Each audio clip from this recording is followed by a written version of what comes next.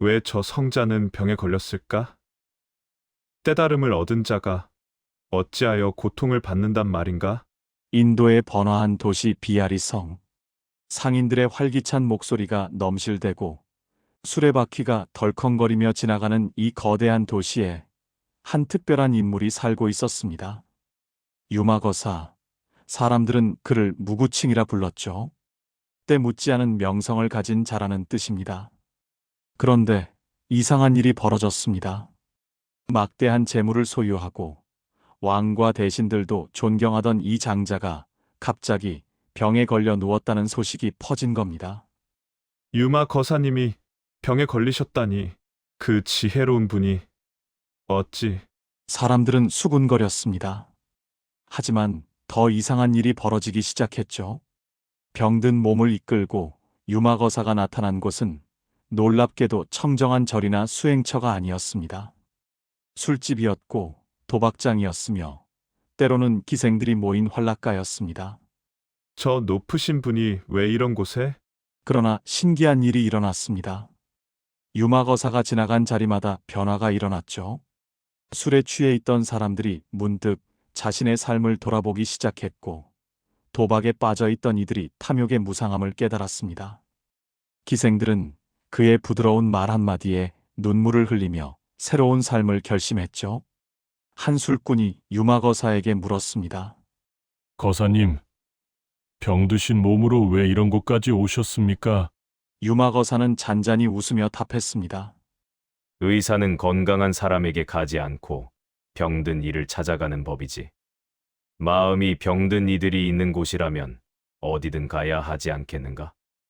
비아리성 한복판, 유마거사의 저택은 언제나 사람들로 북적였습니다. 그곳에는 왕족도, 평민도, 심지어 노예들도 자유롭게 드나들었죠. 그는 제가자였지만 그 누구보다도 불법을 깊이 체득한 사람이었습니다. 어느 날 젊은 승려 하나가 유마거사를 찾아왔습니다. 거사님, 진정한 수행은 숲속에서 고요히 명상하는 것 아닙니까? 어찌하여 이 번잡한 속세에 머무르십니까? 유마거사는 차를 따르며 물었습니다. 그대는 물이 고여 있을 때 맑은가? 흐를 때 맑은가? 흐를 때입니다만. 그렇다네. 깨달음도 마찬가지라네. 속세의 번뇌 속에서도 흔들리지 않을 때 그것이 진정한 깨달음이지. 산 속에서만 마음이 고요하다면 그것이 어찌 참된 평안이겠는가? 그날 오후 유마거사는 시장으로 나갔습니다. 상인들 사이를 거닐며 그들과 농담을 주고받았죠. 한 과일 장수가 울상을 짓고 있자 다가가 물었습니다. 무슨 일인가? 아침부터 장사가 안 되어서요. 이러다 오늘도 아이들 끼니를 거르게 생겼습니다. 유마거사는 그의 과일을 모두 샀습니다. 그리고는 지나가는 가난한 이들에게 나누어 주며 말했죠. 보시라. 복은 나누면 커지는 법이네. 자네의 근심이 다른 이의 기쁨이 되었으니 이것이 바로 보살행이 아니겠는가? 저녁이 되자 유마거사는 도박장으로 향했습니다. 사람들은 놀랐죠. 그러나 그는 도박을 하지 않았습니다. 대신 주사위를 들고 말했습니다. 이 주사위처럼 인생도 던져지는 것 같지만 사실 모든 것은 인과응보라네. 지금 잃는 것도 얻는 것도 모두 과거의 업보요. 미래의 씨앗이지. 그러니 일희일비하지 말게나. 한 도박꾼이 비웃었습니다. 그럼 우리가 여기서 노는 것도 다 정해진 건가요? 정해진 것이 아니라 자네가 선택한 것이지. 지금이라도 이 자리를 떠나 가족에게 돌아갈 수 있네. 그것도 자네의 선택이고. 그 말을 들은 몇몇은 정말로 일어섰습니다. 수년 만에 처음으로 도박장을 나서는 발걸음이었죠. 이렇게 유마거사는 출가하지 않고도 세속에 머물며 중생을 교화했습니다. 처자를 거느리고 재물을 소유했지만 그 어떤 것에도 집착하지 않았죠. 한 고승이 그를 시험하고자 물었습니다. 어떻게 재물을 가지고도 탐욕이 없다 하시오?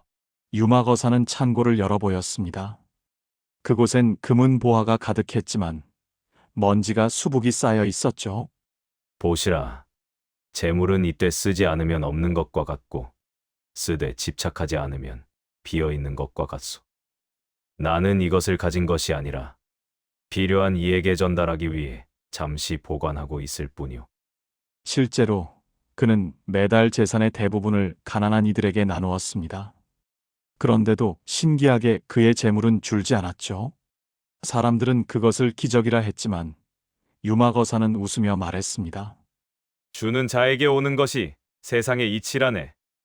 물이 낮은 곳으로 흐르듯 복도 비운 곳으로 흐르는 법이지. 그러던 어느 날 유마거사가 병에 걸렸다는 소식이 부처님께 전해졌습니다. 부처님은 제자들을 모으시고 말씀하셨죠. 유마거사가 병들어 누웠다 하니 누가 가서 문병을 하겠는가? 그러자 놀라운 일이 벌어졌습니다. 지혜 제일 사리불이 고개를 숙였습니다. 부처님, 저는 갈 수 없습니다. 전에 숲속에서 좌선하고 있을 때 유마거사가 오셔서 말씀하시길 사리불이여, 이렇게 앉아 있는 것이 참선이 아니네. 이 일상 속에서 마음이 흔들리지 않는 것이 진정한 선정이지 하셨습니다. 저는 그 앞에서 할 말을 잃었습니다. 신통력 제일 목걸련도 고개를 저었습니다. 저도 못 갑니다. 한 번은 제가 설법을 하는데 유마거사께서 오셔서 목걸련이여, 설법은 말로 하는 것이 아니라 침묵으로 하는 것이네. 진리는 언어를 넘어서는 것이니 하셨습니다. 저는 부끄러워 얼굴을 들 수 없었습니다. 이렇게 10대 제자가 모두 거절했습니다. 결국 문수보살이 나서서 말했죠. 제가 가겠습니다. 많은 보살과 제자들이 문수보살을 따라 유마거사의 작은 방으로 향했습니다. 사방 한 장, 겨우 3미터 정도의 작은 방이었죠. 그런데 놀랍게도 수천 명이 그 방에 들어갔는데도 비좁지 않았습니다. 문수보살이 물었습니다. 거사께서는 병환이 어떠하신지요? 무엇 때문에 병이 나셨습니까? 유마거사는 잔잔히 미소 지으며 답했습니다. 문수보살이여, 묻고 싶은 것이 있네. 어머니가 아프면 자식도 아프지 않은가? 그렇습니다. 나도 마찬가지라네. 중생이 병들었으니 나도 병든 것이지. 중생이 무명과 탐욕으로 고통받으니 나도 그 고통을 함께 앓는 것이네. 그 순간 방 안에 있던 모든 이들이 숙연해졌습니다. 한 보살이 물었습니다. 그럼 언제 병이 나으시겠습니까? 모든 중생이 고통에서 벗어날 때 나의 병도 나을 것이네. 내 병의 뿌리는 자비심이라네. 중생을 사랑하기에 그들과 함께 아픈 것이지. 이 말을 들은 한 젊은 제자가 눈물을 흘렸습니다. 그럼 영원히 병에서 벗어나지 못하시는 겁니까? 유마거사는 그를 다정히 바라보며 말했습니다. 그것이 보살의 길이네. 혼자 열반에 들어가는 것이 무슨 의미가 있겠는가? 모든 중생과 함께 갈 수 없다면 나 또한 가지 않겠네. 문수보살이 감탄하며 말했습니다. 참으로 놀라운 가르침입니다. 병이 곧 자비요. 고통이 곧 사랑이라니요. 그렇네. 이 세상 모든 것이 서로 연결되어 있네. 한 사람의 아픔은 모두의 아픔이고 한 사람의 기쁨은 모두의 기쁨이지. 이것을 알면 어찌 남을 미워하고 해칠 수 있겠는가? 그때 한 상인이 찾아와 급히 말했습니다. 거사님, 제 아들이 큰 병에 걸려 죽어가고 있습니다. 제발 살려주십시오. 유마거사는 병든 몸을 일으켜 말했습니다. 가보세. 네, 병든 몸으로 무엇을 할 수 있을지 모르지만 그리고는 상인의 집으로 향했습니다. 아이는 정말 위독했죠. 유마거사는 아이의 손을 잡고 조용히 말했습니다. 아이야, 두려워하지 마라. 병은 내가 아니고 고통도 내가 아니란다. 너의 본성은 맑고 깨끗하니 그것을 믿으면 나을 것이다. 신기하게도 아이의 얼굴에 혈색이 돌기 시작했습니다. 그러나 유마거사의 안색은 더욱 창백해졌죠.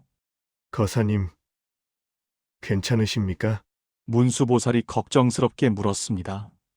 아이의 고통을 조금 나눠 가졌을 뿐이네. 이것이 진정한 치유 아니겠는가? 병을 없애는 것이 아니라 함께 짊어지는 것. 유마거사의 작은 방. 수천 명이 들어왔는데도 신기하게 비좁지 않은 이 공간에서 사리불은 문득 의아한 생각이 들었습니다. 그 마음을 꿰뚫어 본 유마거사가 빙그레 웃으며 물었습니다. 사리불이여, 법을 구하러 왔는가? 자리를 구하러 왔는가? 법을 구하러 왔습니다. 법을 구한다면서 왜 앉을 자리를 걱정하는가?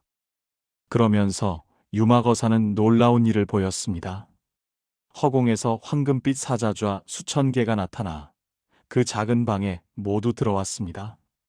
그런데 방은 여전히 작은 그대로였죠. 문수보살이 감탄하며 물었습니다. 이것이 어떻게 가능합니까? 수미산을 겨자씨에 넣어도 수미산은 작아지지 않고 겨자씨는 커지지 않네. 크고 작음은 우리 마음이 만든 구별일 뿐이지. 이때 천녀가 나타나 꽃비를 뿌렸습니다. 보살들에게는 꽃이 붙지 않았지만 사리불에게는 꽃이 달라붙어 떨어지지 않았죠. 사리불이 당황하여 꽃을 때려 하자 천녀가 웃으며 말했습니다. 왜 꽃을 때려 하시나요? 출가자에게 꽃 장식은 맞지 않습니다. 꽃은 분별하지 않는데 존자께서 분별하시는군요. 그 분별심 때문에 꽃이 붙는 것입니다. 그때 유마거사가 대중을 향해 물었습니다. 무엇이 진정한 불이법문인가? 문수보살이 대답했습니다. 우리가 이것은 좋고 저것은 나쁘다, 이것은 깨끗하고 저것은 더럽다고 나누는 것을 모두 내려놓는 것, 말로 설명하려 하면 할수록 진리에서 멀어지니 그 모든 구별과 설명을 놓아버리는 것이 불이법문입니다. 그리고 문수보살이 유마거사에게 되물었습니다. 거사께서는 무엇이라 하시겠습니까? 유마거사는 침묵했습니다. 그 침묵이 천마디 말보다 깊은 울림을 주었습니다. 문수보살이 두 손을 모으며 말했습니다. 참으로 훌륭하십니다. 이것이야말로 진정한 불이법문이로군요. 방안이 고요해졌습니다. 그 고요 속에서 모든 이들은 유마거사가 병을 통해 보여주고자 했던 진리를 깨달았습니다. 병과 건강이 둘이 아니고 속세와 불국토가 둘이 아니라는 것을요. 그날의 만남이 끝나고 유마거사는 대중에게 마지막 가르침을 전했습니다. 여러분, 불국토가 어디에 있다고 생각하는가? 서방극락에 있을까 아니면 동방유리광 세계에 있을까? 둘 다 아니네. 바로 여기, 이 자리가 불국토라네. 한 청년이 의아해하며 물었습니다. 이 더럽고 시끄러운 세상이 어떻게 불국토입니까? 유마거사는 미소 지으며 답했습니다. 마음이 깨끗하면 국토도 깨끗한 법이네. 연꽃을 보게. 더러운 진흙에서 피어나지만 그 꽃은 얼마나 청정한가. 우리도 그러하네. 번뇌 가득한 세상에 살지만 그 속에서 깨달음의 꽃을 피울 수 있지. 하지만 저는 출가하지도 못했고 계율도 제대로 지키지 못합니다. 나도 제가자일세. 그러나 보게, 진정한 수행은 어디서 하느냐가 아니라 어떻게 하느냐에 달려있네. 시장에서 장사를 하면서도 정직하면 그것이 계율이고, 가족을 사랑으로 돌보면 그것이 자비행이며, 이웃과 기쁨을 나누면 그것이 보살행이네. 유마거사는 일어서며 말했습니다. 내 병은 방편이었네. 자네들을 만나 이 가르침을 전하기 위한 것이었지. 이제 각자의 자리로 돌아가시게. 그리고 기억하게. 깨달음은 산속의 고요함이 아니라 세상의 번뇌 속에서 피어나는 연꽃과 같다는 것을. 사람들이 하나둘 떠나고 마지막으로 문수보살이 물었습니다. 거사께서는 정말 병이 나으신 겁니까? 유마거사는 환하게 웃었습니다. 병이 있었는가? 나았는가? 그 또한 분별이 아니겠는가? 다만 중생과 함께 아프고 함께 나을 뿐이네. 문수보살도 미소 지으며 답했습니다. 참으로 불가사의한 거사이십니다. 두 사람의 웃음소리가 비아리성 저녁 하늘에 부드럽게 퍼져나갔습니다. 그리고 그날 밤 비아리성 사람들은 모두 같은 꿈을 꾸었다고 합니다. 자신들이 사는 이 평범한 도시가 찬란한 빛으로 가득한 불국토로 변하는 꿈을요. 여러분, 이 이야기가 전하는 메시지는 분명합니다. 깨달음은 특별한 곳에 있는 것이 아니라 바로 우리가 살아가는 이 자리에 있다는 것. 출가하지 않아도, 특별한 능력이 없어도 누구나 자비로운 마음으로 이웃을 도우며 살아간다면 그것이 바로 보살의 삶이라는 것입니다. 유마거사의 병은 우리 모두의 병입니다. 서로가 연결되어 있기에 한 사람의 아픔은 모두의 아픔이고 한 사람의 기쁨은 모두의 기쁨이 됩니다. 이것을 아는 것이 지혜요. 실천하는 것이 자비입니다. 오늘도 우리 곁엔 아픈 이들이 있습니다. 몸이 아픈 이도 마음이 아픈 이도 있죠. 그들과 함께 아파하고 함께 일어서는 것. 그것이 유마거사가 우리에게 전하는 가르침 아닐까요? 번뇌 가득한 세상 속에서도 우리는 연꽃처럼 맑은 마음을 피울 수 있습니다. 그것이 바로 여러분의 불국토입니다. 오늘 이야기 함께 들어주셔서 감사합니다. 혹시 이런 이야기가 마음에 드셨다면 가벼운 마음으로 좋아요 한번 눌러주시면 감사하겠습니다. 다음에는 또 다른 부처님의 제자 이야기로 찾아뵙겠습니다. 평안한 하루 되십시오.